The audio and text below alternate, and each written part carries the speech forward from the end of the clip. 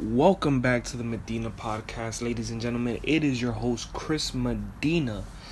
And today I wanted to keep addressing the fact that I predict there is going to be more and more bankruptcies coming. And although that may not sound like the best type of news, of course, this comes with, a tag on it saying that there is massive amounts of opportunity that will present itself for the average person and the average investor in the modern age. And that's why I wanted to address these kind of things, because although it's an alarm, it's also an opportunity. And that's what I want people to get out of this. When you hear this podcast, just know that all of this information is just an indicator that something is going to happen, and people are always going to profit out of these opportunities. And back to what I was saying was that there's going to be more bankruptcies coming. And the first one that I wanted to address was the automotive industry. Because, the other day Ford, I think, announced that it had like over $100 billion in debt, which I don't think is the best thing to announce. But, people don't look at these kind of things. They called in their workers just to come get their things because they were going to do more social distancing. And a lot of them are fearful at the fact that they might not even come back. The company might not want them back when it's actually time to bring their employees, in. Like, they're cutting a lot of workers. And when you go look at their balance sheet, highly leveraged, they're not bringing that much income. Their cost of revenue is extremely high. And these are companies that are already getting bailed out by the government that are still saying they're struggling. So what happens in the winter when this thing spikes and then more people are like, hey, listen, I don't have the money to go buy another vehicle, or I can't go take out a mortgage or a loan to go buy whatever I was buying before. Like, I just don't have that luxury no more. So what happens is they get put under extreme pressure, and this is what I predict that's going to come. These companies are going to start folding one after another if the government doesn't step in again. And even if they do, all they're doing is just loaning them money on top of all the debt that they already have, just for they don't close down. And even that is not going to be good enough. Why? Because just nobody wants to shop at your store. That's just that simple. Earnings drive the game, and nobody wants to shop at these stores because the people are broke right now. Everyone is broke. People are on a budget. Wall Street Journal article here. Robin Amuro, 64 years old, says she had to start economizing when the pandemic hit her freelance graphic design business earlier this year. We used to put a nice dinner on the table every night. Suddenly, we are forced to really budget, she said. We had to really watch our pennies, and still are. And, I wanted to add to this. They also say that the average American has less than $1,000 saved up. So what happens when the pandemic hits and then it starts getting worse, and then nobody can go, back to work. Nobody can go back to work. The government doesn't want to increase unemployment to what it was before because it was backed by debt. It was backed by money that was printed that had no value. It has no value because it's just fictitious. It doesn't exist. So, back to the bankruptcy thing. These companies are going to start folding, and of course the people that are going to get hurt the most are the workers. Another Wall Street Journal article here said MGM Resorts International is laying off 18,000 workers in the U.S. as global travel slowed down impends the casino industry's recovery from the ongoing pandemic. And this is another one. American Airlines Group Inc. said this week it will cut 19,000 workers by October 1st. And Delta Airlines Inc. said it would furlough 1,941 pilots unless a deal was reached with their union on cost cutting.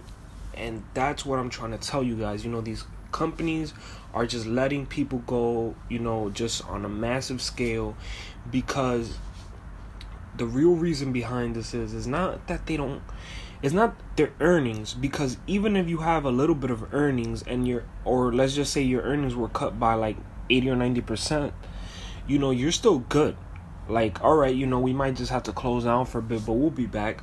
No, it's not that. It's just the fact that they have so much debt, and if they can't pay it, well, it's like, hey, we're going to have to fold. One airline's already went under. I want to see how many of them will go under soon. I think that more will go under.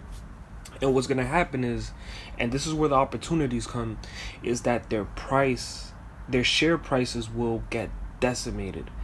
And let's say a company is trading, let's get Ford for example. Ford is trading at, anywhere from $6 to $9 a share. Then, they have to fold. Too much debt, earnings have been cut, still haven't been able to get out of their situation. Now the earnings have been cut, so that decreases their share price. So let's say the share price goes down to $1 or $2, which is what I'm predicting. There's going to be a fire sale in the stock market. So now individuals will look at this and say, hey, whoa, Ford is at $2. I know that once this thing recovers, people want to buy cars again. They're going to come out with better vehicles. Of course, the world is going to keep modernizing, and they're going to come back because, automotive companies are cyclical. So that means that they have a downtime. It could range anywhere from 5 to 10 years, and then they will have an uptime again. They're cyclical. Whatever comes down must go up, and automotive companies, airline companies, they're cyclical. So, when the downtime comes, wealthy people, the rich, like Warren Buffett, who's sitting on so much cash right now, they'll come over and snag these shares up on cents on the dollar, and then wait till they start just going on a huge bull market and make an immense profit out of them. And that's how, these situations become very profitable for investors and just the average person. And lucky us that, we have brokerages now with zero commission on trades and stuff like that. So, I think these opportunities will be great down the line, of course, but then that comes with, is the average person preparing? Is the average person reading, making sure that, hey, listen, I have to be on top of this situation because it could cost me, a lot of money, and it could also cost me a lot of stress, that it's just not worth it. It's not worth going through. And this is what I want people to understand, that, all these companies are laying off people, like I said, by the ton, and sooner or later they're going to fold. They're going to keep laying off people because a lot of these industries are going to get decimated, and they will not come back. Some of them might not come back, and the ones who do, they're going to go through a period of extreme, darkness for a while, but they will come back. And then this is the opportunities for the average investor right there. And I urge people to go look at their balance sheets, go look at what they're saying in the articles on the Wall Street Journal, and most of the time it's just revenue and debt, and most of the time it's just the debt part, and I want to leave it off at that for today, guys. Just wanted to, address the fact that more bankruptcies are coming. These companies will keep folding, keep your eyes out, this isn't, fictitious or anything. This is the real deal, and it would keep happening. So, with that being said, I want the average investor and person to just, be aware of the opportunities that are coming. These opportunities may come once in a lifetime, but, for those who are patient, it's definitely going to be worth it. Till next time, much love.